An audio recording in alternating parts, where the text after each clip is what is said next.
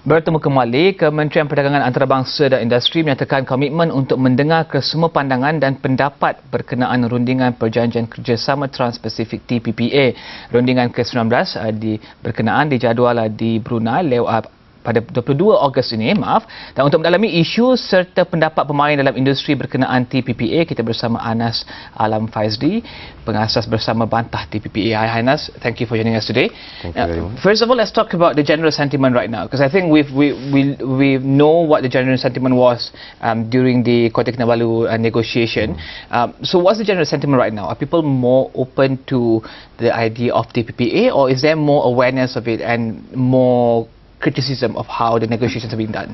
TPPA is quite alien to the general public, but recently, since I would say early this year, Malaysian AIDS Council, the MCTC and various NGOs have been making noise and trying to create the public awareness among public, and people have been starting to talk about TPPA. Even various politicians and in fact certain ministries are questioning the benefit of signing TPPA. And let's talk about Bantah. Maybe you can tell us what Bantah represents and who are these people under Bantah. Bantah TPPA is at the moment the largest coalition to go say that we want to reject TPPA. We are formed of 52 NGOs and 7 coalition council. One council would say about represent 50 NGOs, so we're looking at a huge number of NGOs forming under Bantah from various segments of the society. We have students, we have the health segment, we have people from the business sector, and in fact we have labour from MTUC. So it's a big coalition that is demanding to get the best out of TPPA. What are some of the issues that are still that they still want to put forth when it comes to the the TPPA negotiation? Because I'm sure different segments or different NGOs has different issues that they want to put forth and make sure that the right people get the message or these issues. What are some of the issues that maybe you can share with us that Bantah has received so far from its members? The thing with TPPA is discussed behind closed door and is secret. So what we are using previous FTAs as our guideline and some leaked chapters. So based from that, these various NGOs came about and are questioning because TPPA is larger than trade. I would say 20% of the content is trade, but other than that is purely regulatory, where they impose regulation on capital control. If we sign TPPA, we cannot do capital control, and then there are regulation on government procurement practices, and then on intellectual property, talking about patenting and copyright laws, and we have issues on telecommunications and export taxes, and then tobacco control and various other issues which Bantah believe should be addressed properly to ensure that we get the best out of this negotiation. And the Ministry of International Trade and Industry has mentioned that they are open to discussions and open to issues put forth by quarters in Malaysia, whether it be NGOs or the industry players. Are you in touch with the government and in putting forth these issues or these criticisms? Yes. What Bantah did, we had a various forum early this year, and we have submitted a memorandum to the Ministry of International Trade in July, and MITI have engaged with Bantah. We had our first meeting on the 2nd of August with Rebecca Samaria, the KSU of MITI. We've proposed to MITI our framework of engagement, how Bantah would like to engage with MITI. We are going to have another discussion and meeting this Friday with MITI.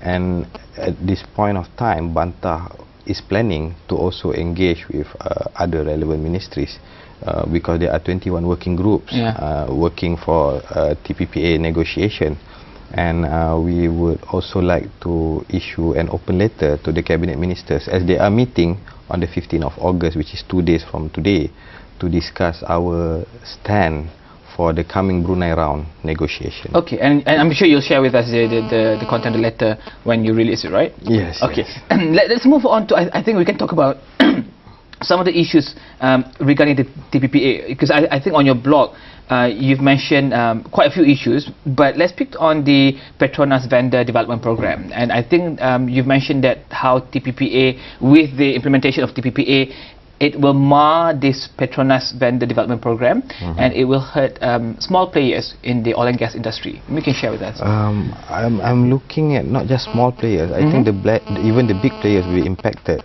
The government procurement, we are looking at 130 billion worth of economy, and that's approximately 20% of Malaysia's economy as a whole.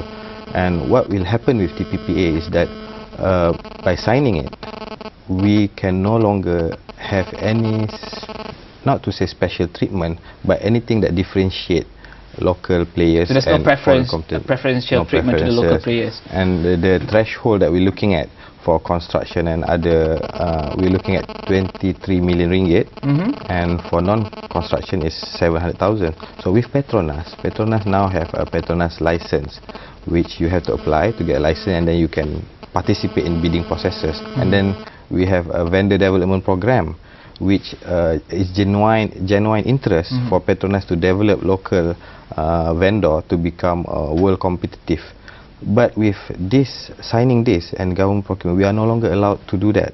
And I believe it will severely impact our local players, big or small. Even Sapura Kencana perhaps will be impacted when they have to bid with international players like Samsung, Hyundai and the others. Okay. I think we have 30 seconds before we wrap this conversation. Maybe you can briefly tell us how should the Brunei round be done in terms of the transparency, in terms of engaging NGOs and other industry players? Well, the Brunei round is very, very critical because US is trying to conclude this. In fact, Michael Froman, the USTR himself, is coming down for this negotiation round. Okay. And I believe if the Bantah has stated our stand to suspend or pull out from TPPA unless 4 conditions are met, which is a thorough CBA is conducted, the content is publicly disclosed and debated, and then we also ask for the text to be scrutinized in Parliament, or a parliamentary select committee, and perhaps a popular referendum can be done to survey the Malaysian population if they are agreeable to TPPA, which will impact our future. Okay, thank you very much, Anas Alam Faizli, pengasas bersama Bantah TPPA. We'll keep in touch as we come closer to the 22nd of August, the Brunei round. Yes. Dan kita akan berhenti berehat sekali lagi. Baik, selepas ini.